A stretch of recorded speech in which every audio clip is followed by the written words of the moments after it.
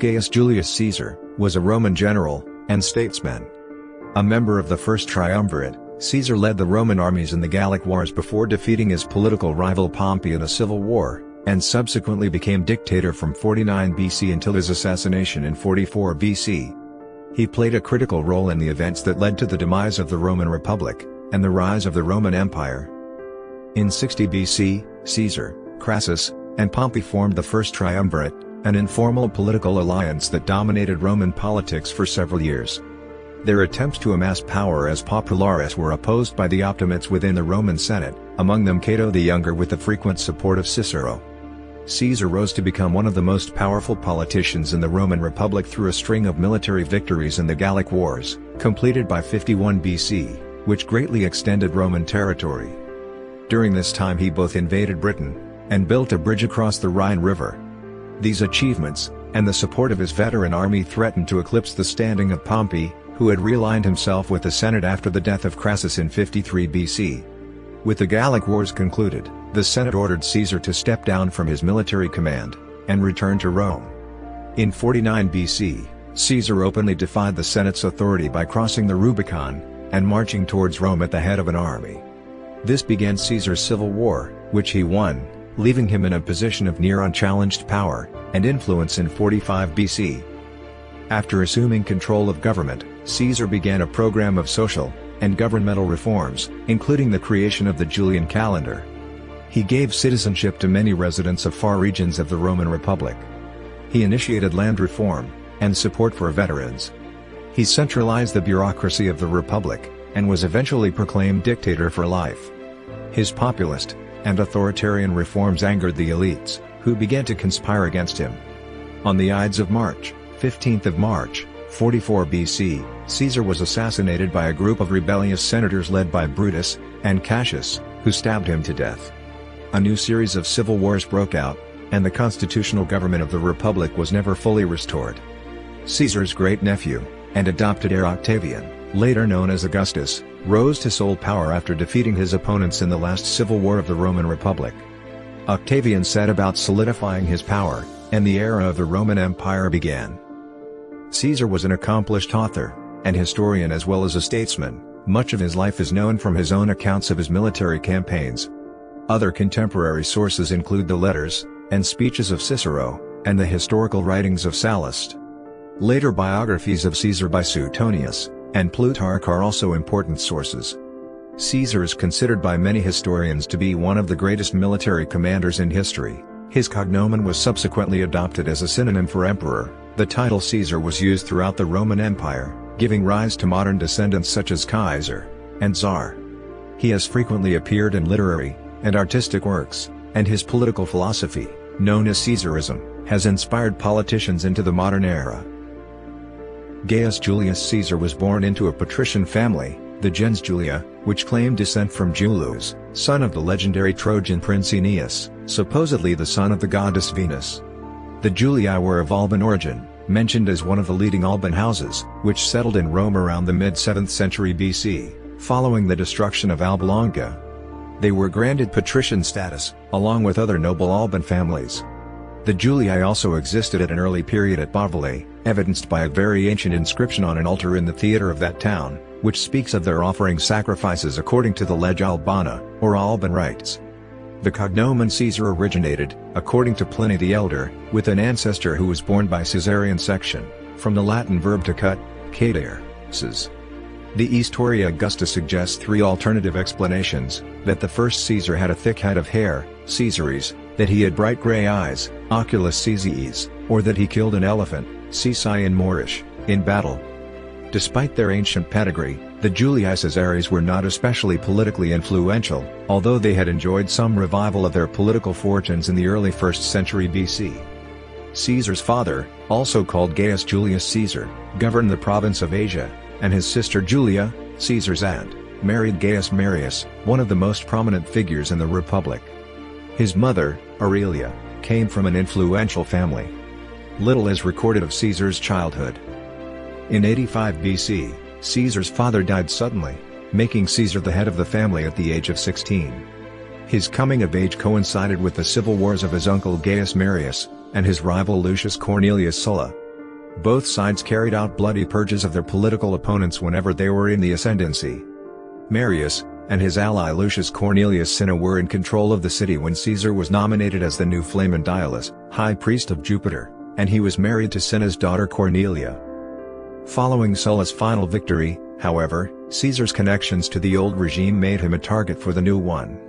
He was stripped of his inheritance, his wife's dowry, and his priesthood, but he refused to divorce Cornelia, and was instead forced to go into hiding.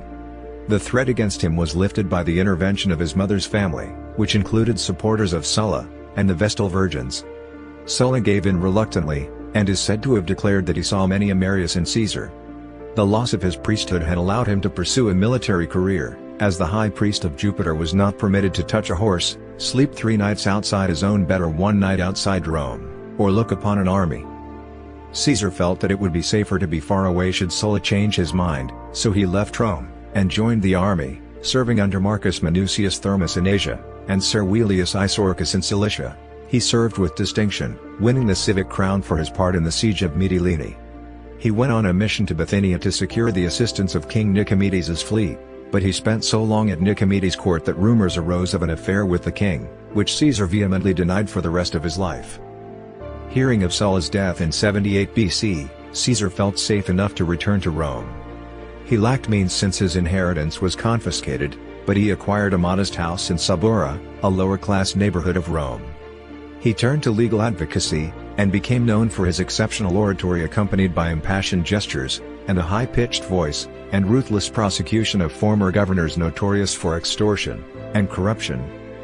On the way across the Aegean Sea, Caesar was captured by pirates, and held prisoner. He maintained an attitude of superiority throughout his captivity. The pirates demanded a ransom of 20 talents of silver, but he insisted that they asked for 50. Caesar was relaxed, and familiar with his captors, and, seemingly, joked that after his release he would raise a fleet, pursue, and capture the pirates, and crucify them while alive. After his ransom was paid he fulfilled this promise in full, apart from one detail: as a sign of leniency, he first had their throats cut. He was soon called back into military action in Asia, raising a band of auxiliaries to repel an incursion from the east. On his return to Rome, he was elected military tribune, a first step in a political career. He was elected quaestor in 69 BC, and during that year he delivered the funeral oration for his aunt Julia, including images of her husband Marius, unseen since the days of Sulla, in the funeral procession. His wife Cornelia also died that year. Caesar went to serve his quaestorship in Hispania after his wife's funeral, in the spring or early summer of 69 BC. While there, he is said to have encountered a statue of Alexander the Great, and realized with dissatisfaction that he was now at an age when Alexander had the world at his feet, while he had achieved comparatively little. On his return in 67 BC, he married Pompeia, a granddaughter of Sulla, whom he later divorced in 61 BC after her embroilment in the Bonadea scandal. In 65 BC, he was elected Cureledile, and staged lavish games that won him further attention and popular support. In 63 BC, he ran for election to the post of Pontifex Maximus, chief priest of the Roman state religion. He ran against 2 powerful senators. Accusations of bribery were made by all sides. Caesar won comfortably, despite his opponent's greater experience and standing. Cicero was consul that year, and he exposed Catiline's conspiracy to seize control of the Republic. Several senators accused Caesar of involvement in the plot. After serving as praetor in 62 BC, Caesar was appointed to govern Hispania Ulterior, the western part of the Iberian Peninsula, as praetor, though some sources suggest that he held proconsular powers. He was still in considerable debt, and needed to satisfy his creditors before he could leave. He turned to Marcus Licinius Crassus, the richest man in Rome. Crassus paid some of Caesar's debts, and acted as guarantor for others, in return for political support in his opposition to the interests of Pompey. Even so, to avoid becoming a private citizen, and thus open to prosecution for his debts, Caesar left for his province before his praetorship had ended. In Hispania, he conquered 2 local tribes, and was hailed as imperator by his troops. He reformed the law regarding debts, and completed his governorship in high esteem. Caesar was acclaimed imperator in 60 BC, and again later in 45 BC. In the Roman Republic, this was an honorary title assumed by certain military commanders. After an especially great victory, army troops in the field would proclaim their commander imperator, an acclamation necessary for a general to apply to the Senate for a triumph. However, Caesar also wished to stand for consul, the most senior magistracy in the Republic. If he were to celebrate a triumph, he would have to remain a soldier, and stay outside the city until the ceremony, but to stand for election he would need to lay down his command, and enter Rome as a private citizen. He could not do both in the time available. He asked the Senate for permission to stand in absentia, but Cato blocked the proposal. Faced with the choice between a triumph and the consulship, Caesar chose the consulship. In 60 BC, Caesar sought election as consul for 59 BC, along with 2 other candidates. The election was sorted. Even Cato, with his reputation for incorruptibility, is said to have resorted to bribery in favor of one of Caesar's opponents. Caesar won, along with conservative Marcus Bibulus. Caesar was already in Marcus Licinius Crassus' political debt, but he also made overtures to Pompey. Pompey and Crassus had been at odds for a decade, so Caesar tried to reconcile them. The 3 of them had enough money and political influence to control public business. This informal alliance, known as the First Triumvirate, rule of 3 men, was cemented by the marriage of Pompey to Caesar's daughter Julia. Caesar also married again, this time Calpurnia, who was the daughter of another powerful senator. Caesar proposed a law for redistributing public lands to the poor, by force of arms, if need be. A proposal supported by Pompey and by Crassus, making the triumvirate public. Pompey filled the city with soldiers, a move which intimidated the triumvirate's opponents. Bibulus attempted to declare the omens unfavorable, and thus void the new law, but he was driven from the forum by Caesar's armed supporters. Bibulus' lictors had their fasces broken, 2 high magistrates accompanying him were wounded, and he had a bucket of excrement thrown over him. In fear of his life, he retired to his house for the rest of the year, issuing occasional proclamations of bad omens. These attempts proved ineffective in obstructing Caesar's legislation. Roman satirists ever after referred to the year as the consulship of Julius and Caesar.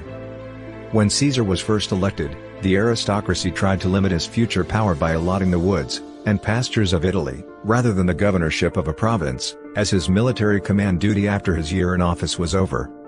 With the help of political allies, Caesar secured passage of the Lex Vitinia, granting him governorship over Cisalpine Gaul, northern Italy, and Illyricum, northwest Balkans. At the instigation of Pompey and his father-in-law Piso, Transalpine Gaul, southern France, was added later after the untimely death of its governor, giving him command of 4 legions. The term of his governorship, and thus his immunity from prosecution, was set at 5 years, rather than the usual 1. When his consulship ended, Caesar narrowly avoided prosecution for the irregularities of his year in office, and quickly left for his province. Caesar was still deeply in debt, but there was money to be made as a governor, whether by extortion or by military adventurism. Caesar had 4 legions under his command, 2 of his provinces bordered on unconquered territory, and parts of Gaul were known to be unstable. Some of Rome's Gallic allies had been defeated by their rivals at the Battle of Magetobriga, with the help of a contingent of Germanic tribes. The Romans feared these tribes were preparing to migrate south, closer to Italy, and that they had warlike intent. Caesar raised 2 new legions, and defeated these tribes. In response to Caesar's earlier activities, the tribes in the northeast began to arm themselves. Caesar treated this as an aggressive move, and, after an inconclusive engagement against the united tribes, he conquered the tribes piecemeal. Meanwhile, one of his legions began the conquest of the tribes in the far north, directly opposite Britain. During the spring of 56 BC, the triumvirs held a conference, as Rome was in turmoil, and Caesar's political alliance was coming undone. The Lucca Conference renewed the First Triumvirate, and extended Caesar's governorship for another 5 years. The conquest of the north was soon completed, while a few pockets of resistance remained. Caesar now had a secure base from which to launch an invasion of Britain. In 55 BC, Caesar repelled an incursion into Gaul by 2 Germanic tribes, and followed it up by building a bridge across the Rhine, and making a show of force in Germanic territory, before returning and dismantling the bridge. Late that summer, having subdued 2 other tribes, he crossed into Britain, claiming that the Britons had aided one of his enemies the previous year, possibly the Veneti of Brittany. His knowledge of Britain was poor, and although he gained a beachhead on the coast, he could not advance further. He raided out from his beachhead, and destroyed some villages, then returned to Gaul for the winter. He returned the following year, better prepared, and with a larger force, and achieved more. He advanced inland, and established a few alliances, but poor harvests led to widespread revolt in Gaul, forcing Caesar to leave Britain for the last time. Though the Gallic tribes were just as strong as the Romans militarily, the internal division among the Gauls guaranteed an easy victory for Caesar. Vercingetorix's attempt in 52 BC to unite them against Roman invasion came too late. He proved an astute commander, defeating Caesar at the Battle of Gergovia, but Caesar's elaborate siege works at the Battle of Alesia finally forced his surrender. Despite scattered outbreaks of warfare the following year, Gaul was effectively conquered. Plutarch claimed that during the Gallic Wars the army had fought against 3 million men, of whom 1 million died, and another million were enslaved, subjugated 300 tribes, and destroyed 800 cities. The casualty figures are disputed by modern historians. While Caesar was in Britain, his daughter Julia, Pompey's wife, had died in childbirth. Caesar tried to resecure Pompey's support by offering him his great-niece in marriage, but Pompey declined. In 53 BC, Crassus was killed leading a failed invasion of Parthia. Due to uncontrolled political violence in the city, Pompey was appointed sole consul in 52 as an emergency measure. That year, a law of the 10 tribunes was passed, giving Caesar the right to stand for a consulship in absentia. From the period 52 to 49 BC, trust between Caesar and Pompey disintegrated. In 51 BC, the consul Marcellus proposed recalling Caesar, arguing that his provincia, here meaning task, due to his victory in Gaul was complete. The proposal was vetoed. That year, it seemed that the conservatives around Cato in the Senate would seek to enlist Pompey to force Caesar to return from Gaul without honors or a second consulship. Pompey, however, at the time intended to go to Spain. Cato, Bibulus, and their allies, however, were successful in winning Pompey over to take a hard line against Caesar's continued command. As 50 BC progressed, fears of civil war grew. Both Caesar and his opponents started building up troops in southern Gaul and northern Italy, respectively. In the autumn, Cicero and others sought disarmament by both Caesar and Pompey, and on 1st of December 50 BC this was formally proposed in the Senate. It received overwhelming support, 370 to 22, but was not passed when one of the consuls dissolved the Senate meeting. At the start of 49 BC, Caesar's renewed offer that he and Pompey disarm was read to the Senate, which was rejected by the hardliners. A later compromise given privately to Pompey was also rejected at their insistence. On 7th of January, his supportive tribunes were driven from Rome. The Senate then declared Caesar an enemy, and it issued its Senatus Consultum Ultimum. There is scholarly disagreement as to the specific reasons why Caesar marched on Rome. A popular theory is that Caesar was in a position where he was forced to choose between prosecution and exile or civil war. Whether Caesar actually would have been prosecuted and convicted is debated. Some scholars believe the possibility of successful prosecution was extremely unlikely. Caesar's main objectives were to secure a second consulship and a triumph. He feared that his opponents, then holding both consulships for 50 BC, would reject his candidacy or refuse to ratify an election he won. This also was the core of his war justification, that Pompey and his allies were planning, by force if necessary, indicated in the expulsion of the tribunes, to suppress the liberty of the Roman people to elect Caesar, and honor his accomplishments.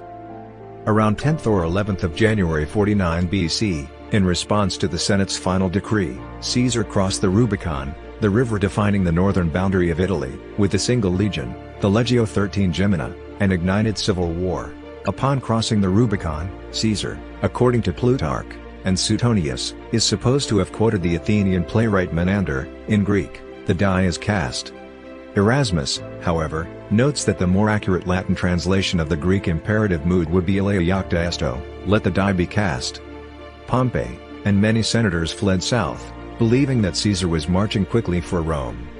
Caesar, after capturing communication routes to Rome, paused and opened negotiations, but they fell apart amid mutual distrust.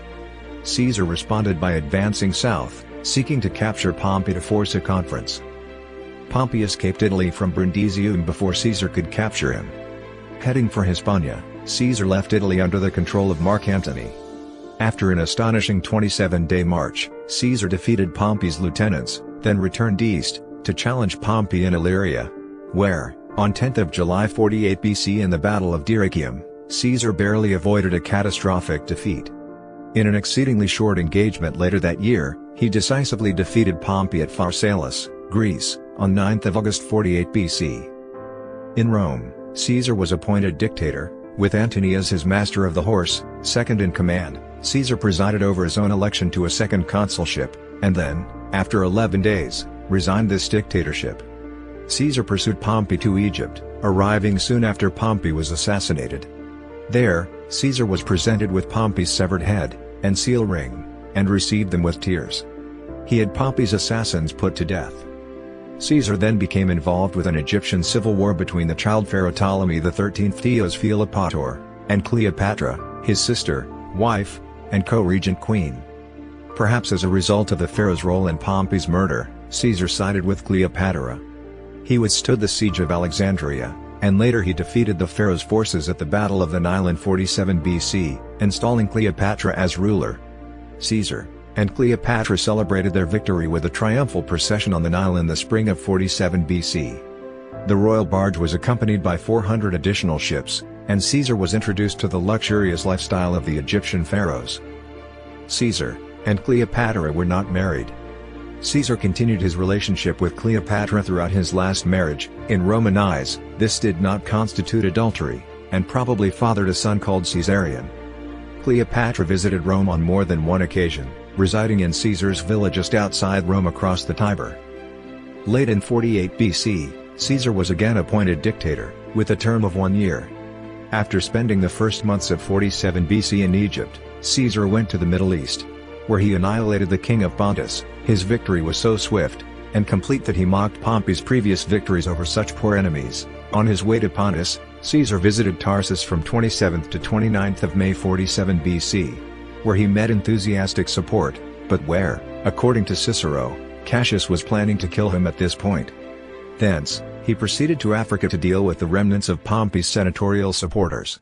He was defeated by Titus Labienus at Ruspina on 4th of January 46 BC but recovered to gain a significant victory at Thapsus on 6th of April 46 BC over Cato, who then committed suicide. After this victory, he was appointed dictator for 10 years. Pompey's sons escaped to Hispania. Caesar gave chase, and defeated the last remnants of opposition in the Battle of Munda in March 45 BC. During this time, Caesar was elected to his third and fourth terms as consul in 46 BC, and 45 BC, this last time without a colleague. While he was still campaigning in Hispania, the Senate began bestowing honors on Caesar. Caesar had not proscribed his enemies, instead pardoning almost all, and there was no serious public opposition to him. Great games and celebrations were held in April to honor Caesar's victory at Munda. Plutarch writes that many Romans found the triumph held following Caesar's victory to be in poor taste, as those defeated in the civil war had not been foreigners, but instead fellow Romans. On Caesar's return to Italy in September 45 BC, he filed his will, naming his grandnephew Gaius Octavian, later known as Augustus Caesar, as his principal heir, leaving his vast estate and property including his name. Caesar also wrote that if Octavian died before Caesar did, Decimus Junius Brutus Albinus would be the next heir in succession. In his will, he also left a substantial gift to the citizens of Rome. Between his crossing of the Rubicon in 49 BC, and his assassination in 44 BC, Caesar established a new constitution, which was intended to accomplish three separate goals. First, he wanted to suppress all armed resistance out in the provinces, and thus bring order back to the Republic. Second, he wanted to create a strong central government in Rome. Finally, he wanted to knit together all of the provinces into a single cohesive unit. The first goal was accomplished when Caesar defeated Pompey and his supporters. To accomplish the other two goals, he needed to ensure that his control over the government was undisputed, so he assumed these powers by increasing his own authority, and by decreasing the authority of Rome's other political institutions. Finally, he enacted a series of reforms that were meant to address several long-neglected issues, the most important of which was his reform of the calendar. When Caesar returned to Rome, the Senate granted him triumphs for his victories, ostensibly those over Gaul, Egypt, Pharnaces, and Juba, rather than over his Roman opponents. When Arsinoe, Egypt's former queen, was paraded in chains, the spectators admired her dignified bearing, and were moved to pity. Triumphal games were held, with beast hunts involving 400 lions, and gladiator contests. A naval battle was held on a flooded basin at the Field of Mars. At the Circus Maximus, 2 armies of war captives, each of 2,000 people, 200 horses, and 20 elephants, fought to the death. Again, some bystanders complained, this time at Caesar's wasteful extravagance. A riot broke out, and stopped only when Caesar had 2 rioters sacrificed by the priests on the Field of Mars. After the triumph, Caesar set out to pass an ambitious legislative agenda. He ordered a census be taken, which forced a reduction in the grain dole, and decreed that jurors could come only from the Senate or the equestrian ranks. He passed a sumptuary law that restricted the purchase of certain luxuries. After this, he passed a law that rewarded families for having many children, to speed up the repopulation of Italy. Then, he outlawed professional guilds, except those of ancient foundation, since many of these were subversive political clubs. He then passed a term limit law applicable to governors. He passed a debt restructuring law, which ultimately eliminated about a fourth of all debts owed. The Forum of Caesar, with its Temple of Venus Genetrix, was then built, among many other public works. Caesar also tightly regulated the purchase of state-subsidized grain, and reduced the number of recipients to a fixed number, all of whom were entered into a special register. From 47 to 44 BC, he made plans for the distribution of land to about 15,000 of his veterans. The most important change, however, was his reform of the Roman calendar. The calendar at the time was regulated by the movement of the moon. By replacing it with the Egyptian calendar, based on the sun, Roman farmers were able to use it as the basis of consistent seasonal planting from year to year. He set the length of the year to 365.25 days by adding an intercalary/leap day at the end of February every 4th year. To bring the calendar into alignment with the seasons, he decreed that 3 extra months be inserted into 46 BC, the ordinary intercalary month at the end of February, and 2 extra months after November. Thus, the Julian calendar opened on 1st of January 45 BC. This calendar is almost identical to the current Western calendar. Shortly before his assassination, he passed a few more reforms. He appointed officials to carry out his land reforms, and ordered the rebuilding of Carthage and Corinth. He also extended Latin rights throughout the Roman world, and then abolished the tax system, and reverted to the earlier version that allowed cities to collect tribute however they wanted, rather than needing Roman intermediaries. His assassination prevented further, and larger schemes, which included the construction of an unprecedented temple to Mars, a huge theater, and a library on the scale of the Library of Alexandria. He also wanted to convert Ostia to a major port, and cut a canal through the Isthmus of Corinth. Militarily, he wanted to conquer the Dacians, and Parthians, and avenge the Lodoicari. Thus, he instituted a massive mobilization. Shortly before his assassination, the Senate named him censor for life, and Pater Patriae, father of the country, and the month of Quintiles was renamed July in his honor. He was granted further honors, which were later used to justify his assassination as a would-be divine monarch. Coins were issued bearing his image, and his statue was placed next to those of the kings. He was granted a golden chair in the Senate, was allowed to wear a triumphal dress whenever he chose, and was offered a form of semi-official or popular cult, with Antony as his high priest. The history of Caesar's political appointments is complex and uncertain. Caesar held both the dictatorship and the tribunate, but alternated between the consulship and the proconsulship. His powers within the state seem to have rested upon these magistracies. He was first appointed dictator in 49 BC, possibly to preside over elections, but resigned his dictatorship within 11 days. In 48 BC, he was reappointed dictator, only this time for an indefinite period, and in 46 BC, he was appointed dictator for 10 years. In 48 BC, Caesar was given permanent tribunician powers, which made his person sacrosanct, and allowed him to veto the Senate, although on at least one occasion, tribunes did attempt to obstruct him. The offending tribunes in this case were brought before the Senate, and divested of their office. This was not the first time Caesar had violated a tribune's sacrosanctity. After he had first marched on Rome in 49 BC, he forcibly opened the treasury, although a tribune had the seal placed on it. After the impeachment of the 2 obstructive tribunes, Caesar, perhaps unsurprisingly, faced no further opposition from other members of the Tribunician College. When Caesar returned to Rome in 47 BC, The ranks of the Senate had been severely depleted, so he used his censorial powers to appoint many new senators, which eventually raised the Senate's membership to 900. All the appointments were of his own partisans, which robbed the senatorial aristocracy of its prestige, and made the Senate increasingly subservient to him. To minimize the risk that another general might attempt to challenge him, Caesar passed a law that subjected governors to term limits. In 46 BC, Caesar gave himself the title of prefect of the morals, which was an office that was new only in name, as its powers were identical to those of the censors. Thus, he could hold censorial powers, while technically not subjecting himself to the same checks to which the ordinary censors were subject, and he used these powers to fill the Senate with his own partisans. He also set the precedent, which his imperial successors followed, of requiring the Senate to bestow various titles and honors upon him. He was, for example, given the title of Pater Patriae and Imperator. Coins bore his likeness, and he was given the right to speak first during Senate meetings. Caesar then increased the number of magistrates who were elected each year, which created a large pool of experienced magistrates, and allowed Caesar to reward his supporters. Caesar even took steps to transform Italy into a Roman province, and to link more tightly the other provinces of the empire into a single cohesive unit.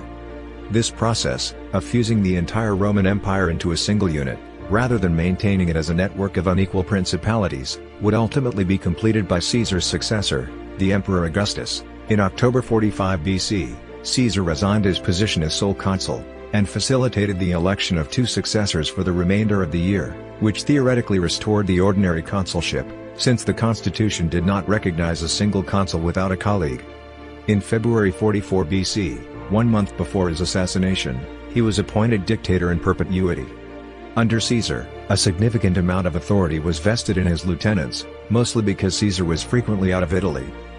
Near the end of his life, Caesar began to prepare for a war against the Parthian Empire. Since his absence from Rome might limit his ability to install his own consuls, he passed a law which allowed him to appoint all magistrates, and all consuls, and tribunes. This, in effect, transformed the magistrates from being representatives of the people to being representatives of Caesar. On the Ides of March, 15th of March, see Roman calendar, of 44 BC, Caesar was due to appear at a session of the Senate. Several senators have conspired to assassinate Caesar. Mark Antony, having vaguely learned of the plot the night before from a terrified liberator named Servilius Casca, and fearing the worst, went to head Caesar off. The plotters, however, had anticipated this, and, fearing that Antony would come to Caesar's aid, had arranged for Trebonius to intercept him just as he approached the portico of the theater of Pompey, where the session was to be held, and detain him outside. Plutarch, however, assigns this action of delaying Antony to Brutus Albinus.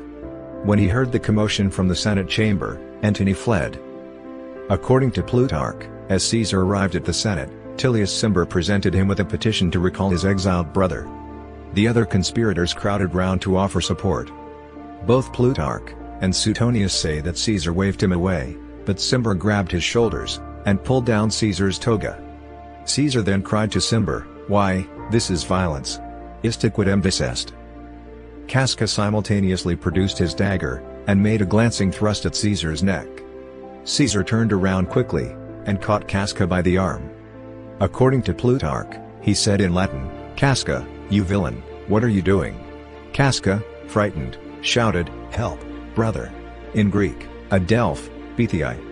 Within moments, the entire group, including Brutus, was striking out at him.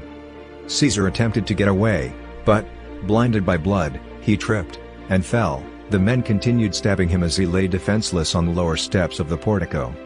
According to Eutropius, around 60 men participated in the assassination. He was stabbed 23 times. According to Suetonius, a physician later established that only one wound, the second one to his chest, had been lethal. Caesar's last words are not known with certainty, and are a contested subject among scholars and historians. Suetonius reports that others have said Caesar's last words were a Greek phrase transliterated as kai sai, non, meaning you too, child, in English. However, Suetonius' own opinion was that Caesar said nothing. Plutarch also reports that Caesar said nothing, pulling his toga over his head when he saw Brutus among the conspirators. The version best known in the English-speaking world is the Latin phrase et tu, Brute? And you, Brutus? Commonly rendered as you too, Brutus? best known from Shakespeare's Julius Caesar, where it actually forms the first half of a macaronic line, et tu, Brute? Then fall, Caesar.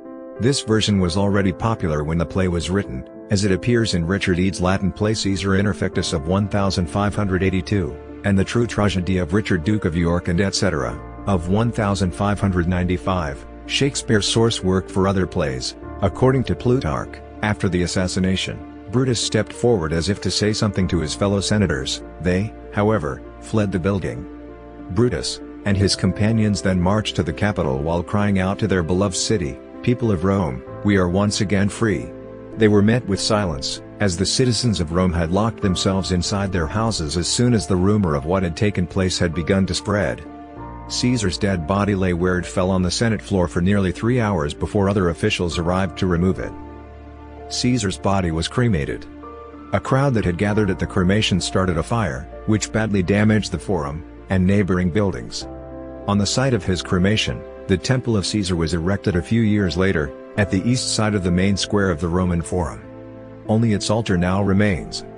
A life-size wax statue of Caesar was later erected in the Forum displaying the 23 stab wounds. In the chaos following the death of Caesar, Antony, Octavian, later Augustus Caesar, and others fought a series of 5 civil wars, which would culminate in the formation of the Roman Empire. The result, unforeseen by the assassins, was that Caesar's death precipitated the end of the Roman Republic.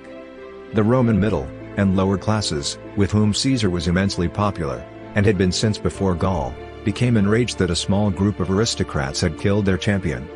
Antony, who had been drifting apart from Caesar, capitalized on the grief of the Roman mob, and threatened to unleash them on the Optimates, perhaps with the intent of taking control of Rome himself.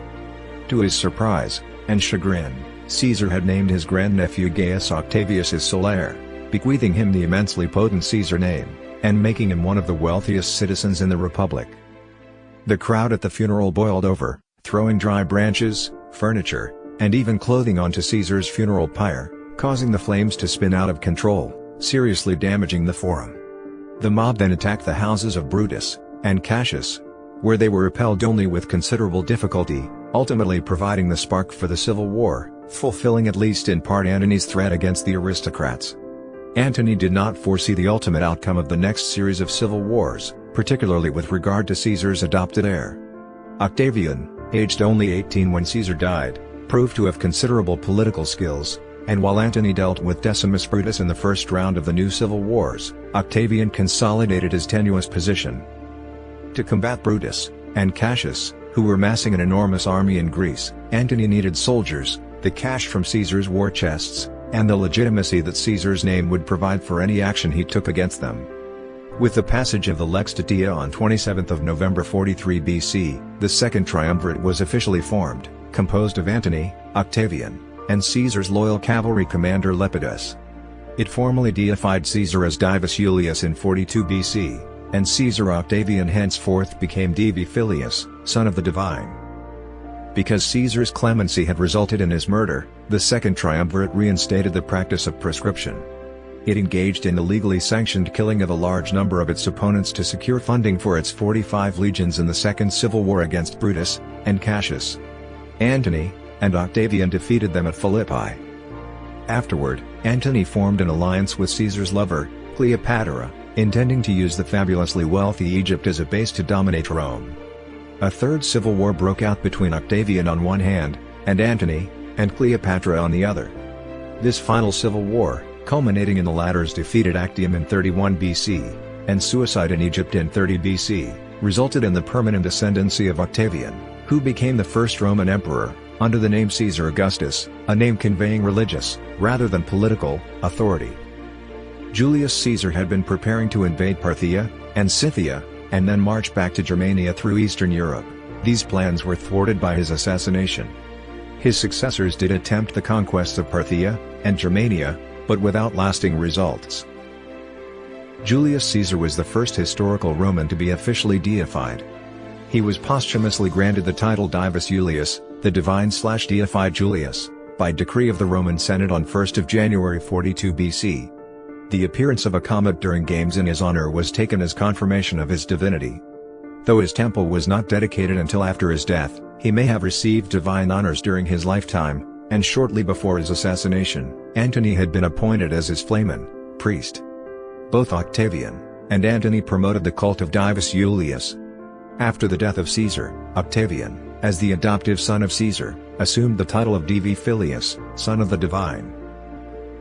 Based on remarks by Plutarch, Caesar is sometimes thought to have suffered from epilepsy.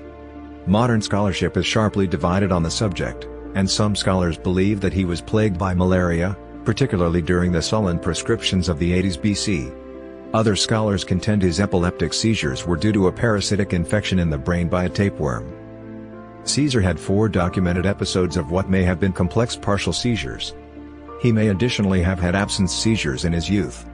The earliest accounts of these seizures were made by the biographer Suetonius, who was born after Caesar died. The claim of epilepsy is countered among some medical historians by a claim of hypoglycemia, which can cause epileptoid seizures. In 2003, psychiatrist Harbor F.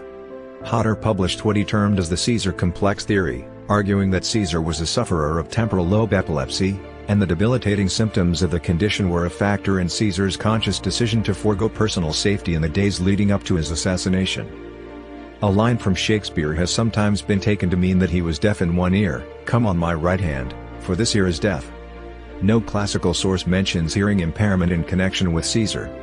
The playwright may have been making metaphorical use of a passage in Plutarch that does not refer to deafness at all, but rather to a gesture Alexander of Macedon customarily made. By covering his ear, Alexander indicated that he had turned his attention from an accusation in order to hear the defense. Francesco M. Galassi and Houghton Ashrafian suggest that Caesar's behavioral manifestations, headaches, vertigo, falls, possibly caused by muscle weakness due to nerve damage, sensory deficit, giddiness, and insensibility, and syncope episodes were the results of cerebrovascular episodes, not epilepsy. Pliny the Elder reports in his Natural History that Caesar's father and forefather died without apparent cause while putting on their shoes. These events can be more readily associated with cardiovascular complications from a stroke episode or lethal heart attack. Caesar possibly had a genetic predisposition for cardiovascular disease. Suetonius, writing more than a century after Caesar's death, describes Caesar as tall of stature with a fair complexion, shapely limbs, a somewhat full face, and keen black eyes.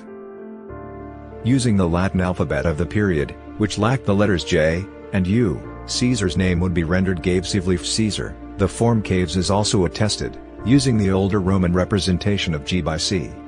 The standard abbreviation was C. Julius Caesar, reflecting the older spelling. The letter form * is a ligature of the letters A and E, and is often used in Latin inscriptions to save space. In classical Latin, it was pronounced a.sql.a.scaesar. In the days of the late Roman Republic, many historical writings were done in Greek, a language most educated Romans studied. Young wealthy Roman boys were often taught by Greek slaves, and sometimes sent to Athens for advanced training, as was Caesar's principal assassin, Brutus. In Greek, during Caesar's time, his family name was written Kappa Alpha Sigma Alpha Rho, Caesar, reflecting its contemporary pronunciation. Thus, his name is pronounced in a similar way to the pronunciation of the German Kaiser or Dutch Kaiser. In Vulgar Latin, the original diphthong, a, first began to be pronounced as a simple long vowel. Then, the plosive /k/ before front vowels began, due to palatalization, to be pronounced as an affricate, hence renderings like Caesar in Italian, and Caesar in German regional pronunciations of Latin, as well as the title of Czar. With the evolution of the Romance languages, the affricate, ds, became a fricative, s, thus, Caesar, in many regional pronunciations, including the French one, from which the modern English pronunciation is derived. Caesar's cognomen itself became a title. It was promulgated by the Bible, which contains the famous verse "Render unto Caesar the things which are Caesar's, and unto God the things that are God's." The title became, from the late first millennium, Kaiser in German, and, through Old Church Slavic Cesare, Tsar or Tsar in the Slavic languages. The last Tsar in nominal power was Simeon II of Bulgaria, whose reign ended in 1946. This means that for approximately 2,000 years, there was at least one head of state bearing his name. As a term for the highest ruler, The word Caesar constitutes one of the earliest, best attested, and most widespread Latin loanwords in the Germanic languages, being found in the text corpora of Old High German, Caesar, Old Saxon, Cashur, Old English, Caesare, Old Norse, Caesari, Old Dutch, Caesir, and, through Greek, Gothic, Caesar. Caesar's posterity includes 3 wives: first marriage to Cornelia, from 84 BC until her death in 69 BC. Second marriage to Pompeia, from 67 BC until he divorced her around 61 BC over the Bonadea scandal. Third marriage to Calpurnia, from 59 BC until Caesar's death. 3 children: Julia, by Cornelia, born in 83 or 82 BC. Caesarion, by Cleopatra VII, born 47 BC, and killed at age 17 by Caesar's adopted son Octavianus. Posthumously adopted, Gaius Julius Caesar Octavianus, his great-nephew by blood, grandson of Julia, his sister, who later became Emperor Augustus. 2 suspected children. Marcus Junius Brutus, born 85 BC, the historian Plutarch notes that Caesar believed Brutus to have been his illegitimate son, as his mother Servilia had been Caesar's lover during their youth. Caesar would have been 15 years old when Brutus was born. Decimus Junius Brutus Albinus, born ca. 85 to 81 BC, this Brutus was named an heir of Caesar in case Octavius had died before the latter. Ronald Syme argued that if a Brutus was the natural son of Caesar, Decimus was more likely than Marcus. A grandchild from Julia, and Pompey, dead at several days, unnamed. And finally, his lovers. Cleopatra, mother of Caesarion. Servilia, mother of Brutus. And Eunoe, queen of Mauretania, and wife of Bogudes. Roman society viewed the passive role during sexual activity, regardless of gender, to be a sign of submission or inferiority. Indeed, Suetonius says that in Caesar's Gallic triumph, his soldiers sang that, Caesar may have conquered the Gauls, but Nicomedes conquered Caesar. According to Cicero, Bibulus, Gaius Memmius, and others, mainly Caesar's enemies, he had an affair with Nicomedes IV of Bithynia early in his career. The stories were repeated, referring to Caesar as the Queen of Bithynia, by some Roman politicians as a way to humiliate him. Caesar himself denied the accusations repeatedly throughout his lifetime, and according to Cassius Dio, even under oath on one occasion. This form of slander was popular during this time in the Roman Republic to demean and discredit political opponents. Catullus wrote a poem suggesting that Caesar and his engineer Mamurra were lovers, but later apologized. Mark Antony charged that Octavian had earned his adoption by Caesar through sexual favors. Suetonius described Antony's accusation of an affair with Octavian as political slander. Octavian eventually became the first Roman emperor as Augustus. During his lifetime, Caesar was regarded as one of the best orators and prose authors in Latin. Even Cicero spoke highly of Caesar's rhetoric and style. Only Caesar's war commentaries have survived. A few sentences from other works are quoted by other authors. Among his lost works are his funeral oration for his paternal aunt Julia, and his Ante Cato, a document written to defame Cato in response to Cicero's published praise. Poems by Julius Caesar are also mentioned in ancient sources. The Commentarii de Bello Gallico, usually known in English as the Gallic Wars, 7 books each covering 1 year of his campaigns in Gaul and southern Britain in the 50s BC, with the 8th book written by Aulus Hirtius on the last 2 years. The Commentarii de Bello Giovieli, the Civil War, events of the Civil War from Caesar's perspective, until immediately after Pompey's death in Egypt. Other works historically have been attributed to Caesar, but their authorship is in doubt. De Bello Alexandrino, on the Alexandrine War, campaign in Alexandria. De Bello Africo, on the African War, campaigns in North Africa, and De Bello Hispaniense, on the Hispanic War, campaigns in the Iberian Peninsula. These narratives were written and published annually during or just after the actual campaigns, as a sort of dispatches from the front. They were important in shaping Caesar's public image, and enhancing his reputation when he was away from Rome for long periods. They may have been presented as public readings. As a model of clear and direct Latin style, the Gallic Wars traditionally has been studied by first or second year Latin students. The texts written by Caesar, an autobiography of the most important events of his public life, are the most complete primary source for the reconstruction of his biography. However, Caesar wrote those texts with his political career in mind. Julius Caesar is also considered one of the first historical figures to fold his message scrolls into a concertina form, which made them easier to read. The Roman Emperor Augustus began a cult of personality of Caesar, which described Augustus as Caesar's political heir. The modern historiography is influenced by the Octavian traditions, such as when Caesar's epic is considered a turning point in the history of the Roman Empire. Still, historians try to filter the Octavian bias. Many rulers in history became interested in the historiography of Caesar. Napoleon III wrote the scholarly work Histoire de Jules Caesar, which was not finished.